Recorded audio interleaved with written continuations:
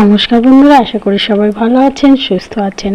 আজকে কিন্তু আমি বানিয়ে নেব চিংড়ি মাছ। এই চিংড়ি মাছগুলো বেশি টেস্ট হয় বড় চিংড়ি মাছের থেকে। আমি কিন্তু মাথাগুলো ফেলছি না, কারণ মাথাগুলো দিয়ে আমি অন্য রেসিপি বানাবো।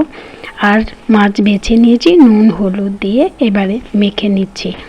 যাই হোক বন্ধুরা, আপনারা কে কোথা থেকে দেখছেন আমি জানি না, যদি কমেন্ট করে জানান ভালো লাগবে, কারণ আমি বুঝতেই পারি না কে দেখছে, কোথা থেকে দেখছে। কে দেখছে তো জানি না, আমি দেখতে পাই।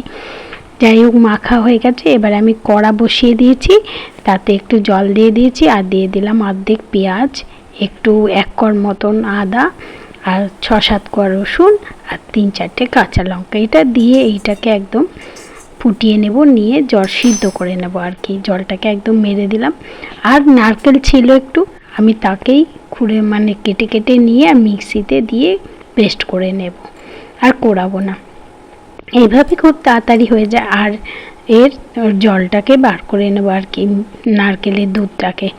এবারে দিয়ে দিচ্ছি মিক্সারের জারে কটা কাজু আর 2 চামচ মতো পোস্ত। তাহলে 2 রকম পেস্ট হলো, একটা হচ্ছে আদা রসুন পেঁয়াজ কাঁচা লঙ্কা, আর একটা হলো নারকেলের দুধ, আর একটা হলো 3 রকম, আর একটা হলো পোস্ত আর কাজু। এই 3 রকম পেস্ট আমার হয়ে গেছে। এই যে সব রেডি করে নিয়েছি। এইবার কড়া বসিয়ে দেব। বন্ধুরা, আপনারা যদি আমার এই ভিডিও ইউটিউব থেকে দেখেন তাহলে প্লিজ সাবস্ক্রাইব করে দেবেন। আর চ্যানেলটিকে সাবস্ক্রাইব করলে কি হয়, তাহলে আমার একটু উপকার হয়। আর তার থেকে বড় কথা, পাশে থাকা বেল আইকনটি যদি প্রেস করে দেন, তাহলে আমার আরও সুবিধে হয়। আমার যত রান্নার ফার্স্ট নোটিফিকেশান আপনাদের কাছে চলে যাবে, যে আমি কি রান্না করেছি সেটা আপনাদের কাছেই প্রথমেই পৌঁছে যাবে। যদি আপনারা পছন্দ করেন তাহলে অবশ্যই প্রেস করে দেবেন বেল আইকনটি।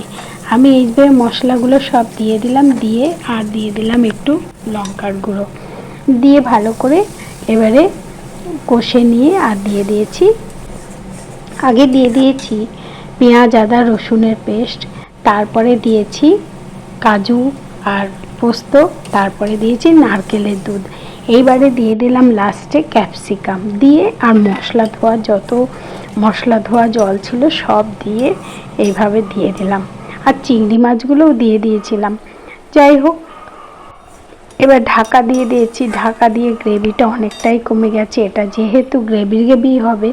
এই দেখুন পুরো হয়ে গেছে। একটু ধনেপাতা দিয়ে দিলাম, আর নামানোর সময় আবার গার্নিশ করার জন্য একটুখানি ধনেপাতা দিয়ে দেব। অসাধারণ খেতে হয়, অসাধারণ খেতে হয়, অসাধারণ খেতে হয়। নিজে বানিয়েছি বলে না, একবার আপনারা বানিয়ে খাবেন, খেয়ে অবশ্যই পরের বার কমেন্ট করবেন যে না দিদি আপনি ঠিকই বলেছেন। তবে বন্ধুরা, আজকে এই পর্যন্ত। সবাই ভালো থাকবেন, সুস্থ